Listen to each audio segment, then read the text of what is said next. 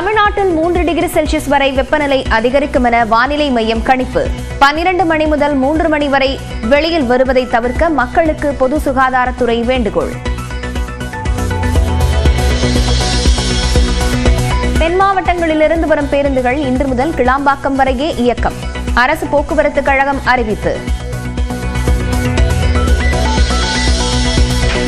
இலங்கை சிறைகளிலிருந்து மீனவர்களை விடுவிக்கச் செய்ய வெளியுறவு அமைச்சரிடம் வலியுறுத்துமாறு எம்பிக்களுக்கு முதலமைச்சர் மு க ஸ்டாலின் அறிவுரை.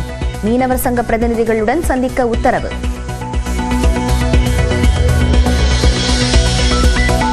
விழுப்புரம் மாவட்டம் திருவெண்ணைநல்லூரில் காதலனுக்கு தேநீரில் எலி பேஸ்ட் கலந்து கொடுத்த விவகாரத்தில் காதலி கைது. கெடிலமாற்று அருகே தலைமறைவாக இருந்த நிலையில் சுற்றி வளைத்து பிடித்த காவல்துறையினர். நாமக்கல்லில் முட்டை கொள்முதல் விலை மீண்டும் 20 காசுகள் குறைந்தது.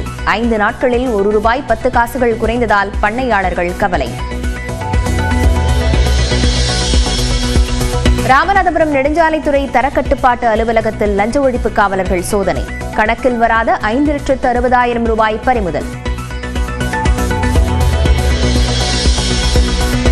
திருப்பதியில் தரிசன டிக்கெட் வைத்திருப்பவர்களுக்கு மட்டுமே தங்கும் அறைகள் ஒதுக்கீடு. மோசடியை தடுக்க தேவஸ்தானம் அதிரடி முடிவு.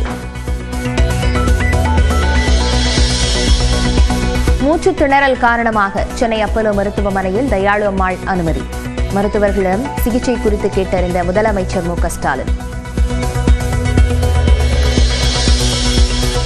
தாவேகா சார்பில் வரும் 7ஆம் தேதி சென்னையில் இஃப்தார் நோன்பு திறப்பு நிகழ்ச்சி. விஜய் கலந்து கொள்வார் என அறிவிப்பு.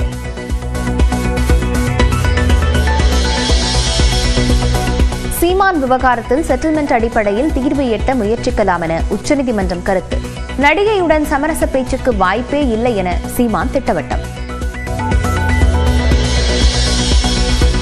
சிவாஜி கணேசனின் வீட்டை ஜப்தி செய்ய சென்னை உயர்நீதிமன்றம் ஆணை. பட தயாரிப்புக்கு வாங்கிய கடனை பேரன் திருப்பி செலுத்தாத விவகாரத்தில் நடவடிக்கை.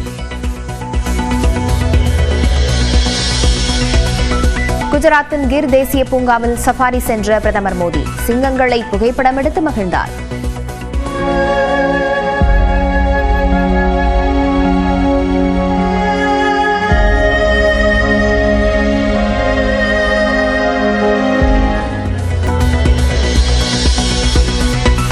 சாம்பியன்ஸ் கோப்பை கிரிக்கெட் அரையிறுதியில் ஆஸ்திரேலியாவை இன்று எதிர்கொள்கிறது இந்திய அணி. நாக் அவுட் சுற்றில் ஆஸ்திரேலியாவை 14 ஆண்டுகளுக்கு பிறகு வீழ்த்தி சாதிக்குமா என எதிர்பார்ப்பு.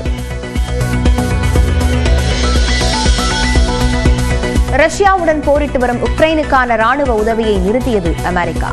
டிரம்புடனான சந்திப்பின் போது ஜெலன்ஸ்கி வாக்குவாதம் செய்த நிலையில் நடவடிக்கை. போப் பிரான்சிஸுக்கு ஒரே நேரத்தில் மூச்சுக்குழாயின் 2 இடங்களில் பாதிப்பு. மீண்டும் செயற்கை சுவாச கருவி பொருத்தப்பட்டதாக வாட்டிகன் தகவல். தமிழ்நாட்டு மீனவர்கள் கச்சத்தீவில் மீன்பிடிக்க வழிவகை செய்யும் வகையில் இலங்கையுடன் புதிய ஒப்பந்தம் போட வேண்டும் என்று மத்திய அரசை முதலமைச்சர் மு க ஸ்டாலின் வலியுறுத்தியுள்ளார். மேலும் இலங்கை சிறையில் உள்ள மீனவர்களை விடுவிக்கச் செய்ய நடவடிக்கை எடுக்குமாறு வெளியுறவுத்துறை அமைச்சரை சந்தித்து வலியுறுத்த எம்பிக்களுக்கு அறிவுறுத்தியுள்ளார்.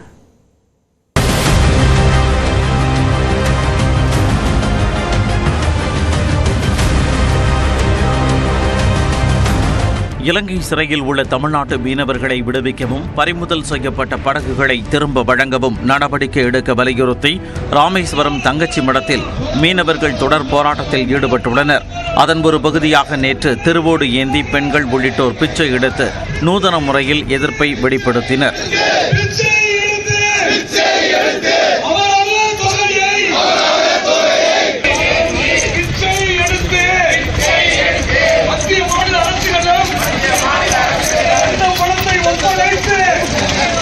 இந்நிலையில் நாகூரில் நடைபெற்ற அரசு விழாவில் பங்கேற்ற முதலமைச்சர் மு க ஸ்டாலின் பாஜக ஆட்சியில் கடந்த 10 ஆண்டுகளில் இலங்கை கடற்படையால் 3656 தமிழக மீனவர்கள் கைது செய்யப்பட்டுள்ளதாக குற்றம் சாட்டினார். மீனவர்கள் பிரச்சினைக்கு தீர்வு காண வேண்டிய பொறுப்பு மத்திய அரசுக்கு உள்ளதாகவும் முதலமைச்சர் கூறினார். கச்சத்தீவு அருகே தமிழ்நாட்டு மீனவர்கள் மீன்பிடிக்கிறத இலங்கை அனுமதிக்கக்கூடிய வகையில் புதியதொரு ஒப்பந்தத்தை மேற்கொள்ள நீங்க நடவடிக்கை எடுக்கணும் என்று தமிழ்நாட்டுடைய முதலமைச்சராக நான் உங்களை மீண்டும் மீண்டும் கேட்டுக்கொள்ள விரும்புகிறேன். முதலமைச்சரின் இந்த பேச்சுக்கு ராமேஸ்வரம் மீனவர்கள் வரவேற்பு தெரிவித்துள்ளனர். இலங்கை அரசும் தமிழக மீனவர்களையும் ஒன்னா இணைச்சு மத்திய அரசாங்கமும் இலங்கை அரசாங்கமும் சேர்ந்து பேசி மீன் பிடிக்கிற உரிமையை மீட்டு கொடுக்கணும். அந்த ஒரு புதிய ஒப்பந்தத்தை மீனவர்களுக்காக போடணும் அப்படின்னு சொல்லி அறிவிச்சிருக்காங்க. இதுபோக இலங்கையில இருக்கிற மீனவர்களையும் படகுகளையும் மீட்டு கொடுக்கிற பொறுப்பு மத்திய அரசாங்கத்துக்கு இருக்கு அப்படின்னு சொல்லியிருக்காங்க. இதெல்லாம் உண்மையிலே எங்க போராட்டத்துக்கு கிடைத்த ஒரு வெற்றியை நாங்க நினைக்கிறோம். இந்த நிலையில் தங்கச்சி மடத்தில் போராடும் மீனவர்களை மீன்வளத்துறை அமைச்சர் அனிதா ராதாகிருஷ்ணன், ராமநாதபுரம் எம்எல்ஏ காதர் பாட்சா ஆகியோர் சந்தித்து பேசினர். எனினும் போராட்டம் தொடரும் என்றும் மாநில அரசிடம் வைக்கப்பட்ட கோரிக்கைகள் தொடர்பாக முதலமைச்சர் அறிவிப்பு வெளியிட்ட பிறகு போராட்டத்தை கைவிடுவதா என்பது குறித்து ஆலோசித்து அறிவிக்கப்படும் என மீனவர் சங்க பிரதிநிதிகள் தெரிவித்தனர். இந்நிலையில் மீனவர்களை உடனுக்குடன் விடுவிப்பது மற்றும் பறிமுதல் செய்யப்பட்ட மீன்பிடி படகுகளை மீட்டு தாயகம் கொண்டு வரும் பணிகளை துரிதப்படுத்துவது குறித்து வெளியுறவு அமைச்சரை சந்தித்து வலியுறுத்துமாறு தமிழ்நாடு எம்பிக்களுக்கு முதலமைச்சர் மு க ஸ்டாலின் அறிவுறுத்தியுள்ளதாக தமிழ்நாடு அரசு தெரிவித்துள்ளது. இந்த குழுவில் தமிழ்நாடு எம்பிக்கள், மாநில கால்நடை மற்றும் மீன்வளத்துறை அமைச்சர், மீனவர்கள் சங்க பிரதிநிதிகள் ஆகியோர் இடம்பெறுவார்கள் என்று தெரிவிக்கப்பட்டுள்ளது. மேலும் இலங்கை கடற்படையால் பறிமுதல் செய்யப்பட்ட விசைப்படகுகளின் உரிமையாளர்களுக்கு வழங்கப்படும் நிவாரணத் தொகையை 6 லட்சம் ரூபாயில் இருந்து 8 லட்சம் ரூபாயாக உயர்த்தி முதலமைச்சர் உத்தரவிட்டுள்ளார். இலங்கை சிறையில் உள்ள மீனவர்களின் குடும்பங்களுக்கு வழங்கப்படும் தின உதவித் தொகையை 350 ரூபாயில் இருந்து 500 ரூபாயாக உயர்த்தி வழங்கவும் முதலமைச்சர் மு க ஸ்டாலின் உத்தரவிட்டுள்ளார். சென்னை கோயம்பேடு காய்கறி சந்தையில் காய்கறிகளின் விலை கணிசமாக குறைந்ததால் பொதுமக்கள் மகிழ்ச்சி அடைந்தனர்.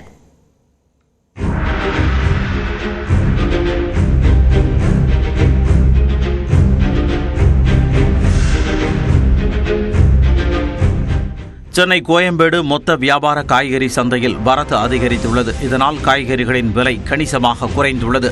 குறிப்பாக கடந்த மாதம் 50 ரூபாய் வரை விற்கப்பட்ட 1 கிலோ தக்காளி தற்போது 15 ரூபாயாக குறைந்துள்ளது. 60 ரூபாய்க்கு விற்பனையான 1 கிலோ பெரிய வெங்காயம் 35 ரூபாய்க்கும், 90 ரூபாய் வரை விலை போன சின்ன வெங்காயம் 50 ரூபாய்க்கும் விற்பனையாகிறது. இதேபோன்று கத்தரிக்காய் விலை 15 ரூபாய்க்கும், வெண்டைக்காய் 20 ரூபாய்க்கும், உருளைக்கிழங்கு 25 ரூபாய்க்கும், பீன்ஸ் 35 ரூபாய்க்கும் விற்கப்படுவதால் பொதுமக்கள் மகிழ்ச்சி அடைந்துள்ளனர். எல்லா காயெல்லாம் சீப்பா இருக்கு, நல்லா இருக்கு, எல்லாம் கம்மியா இருக்கு, எல்லாம் சீப்பா இருக்கு. 20-30 ரூபாய் 1 கிலோ இந்த காயனா. சின்ன வெங்காயம் போன வாரத்துக்கு முந்தின வாரம்லாம் 100 ரூபாய்க்கு வாங்கியிருந்தேன்.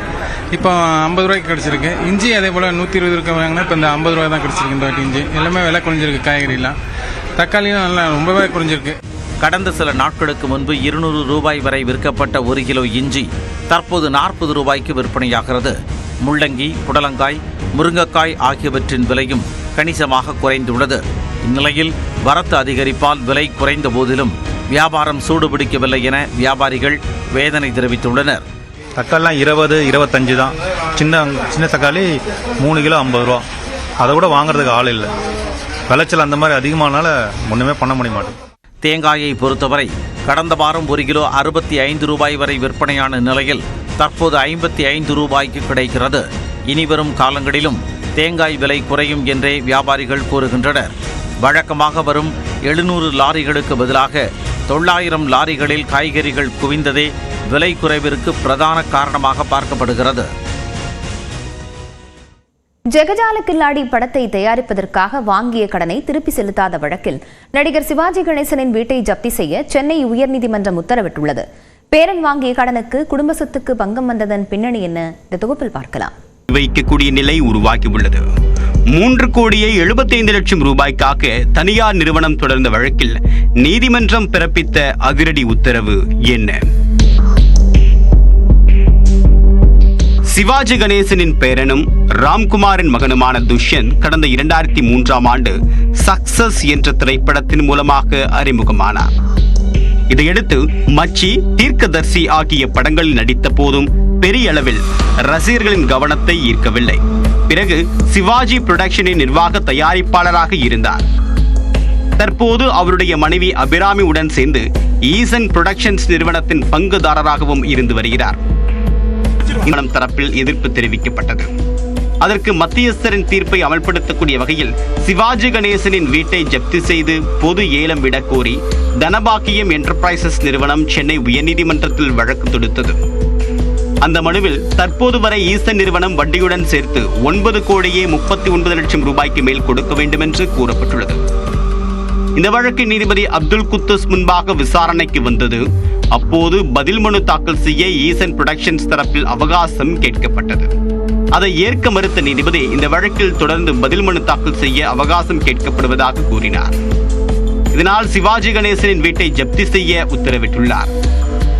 மேலும் இது தொடர்பாக சம்பந்தப்பட்ட சார் பதிவாளருக்கும் தகவல் தெரிவிக்க உத்தரவிட்ட நீதிபதி வழக்கு விசாரணையை வருகின்ற 5ஆம் தேதிக்கு ஒத்திவைத்தார்.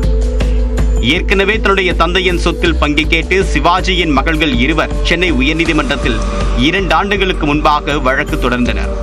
அதில் தங்களுடைய சகோதரர்கள் ராம்குமார் மற்றும் பிரபு ஆகியோர் குடும்ப சொத்துக்களை முறையாக நிர்வகிக்கவில்லை என்றும் குற்றம் சாட்டியிருந்தனர். இந்நிலையில் ராம்குமாரின் மகன் துஷ்யந்த் தன்னுடைய திரைப்பட நிறுவனம் சார்பில் வாங்கிய கடனை திருப்பி செலுத்தாததால் சிவாஜியின் வீட்டை ஜப்தி செய்ய உயர்நீதிமன்றம் உத்தரவிட்டுள்ளது. இந்த விவகாரத்தால் சிவாஜி குடும்பத்தில் பெரும் பரபரப்பு ஏற்பட்டுள்ளது. தமிழ்நாட்டில் +2 தேர்வு நேற்று தொடங்கிய நிலையில் பல்வேறு நிகழ்ச்சி சம்பவங்கள் அரங்கேறின.